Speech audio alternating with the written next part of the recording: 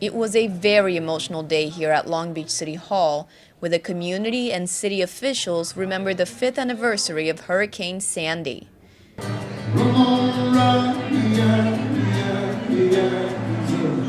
Listen to some of their stories. Because all of my neighbors got together, we had one generator and all these extension cords, and everybody was helping everybody with food, with coffee. I was one of those that had to raise their home.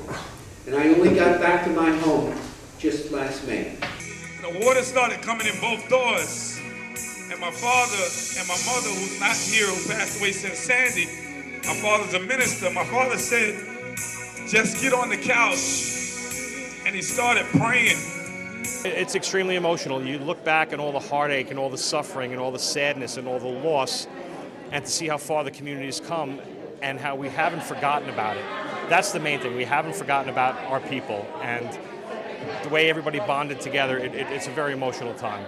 The City Council declared October 29th Long Beach Community Day and encouraged people to do random acts of kindness, and also noted that rebuilding stronger and smarter continues 5 years after the major disaster. We need to remember today is people are all still not home. And we cannot forget about those still struggling, still in debt, still in a half-finished home. The theme heard here today is that the city of Long Beach is still rebuilding 5 years after Hurricane Sandy struck the shores of Long Island. For Global Campus News, I'm Studart-Anders.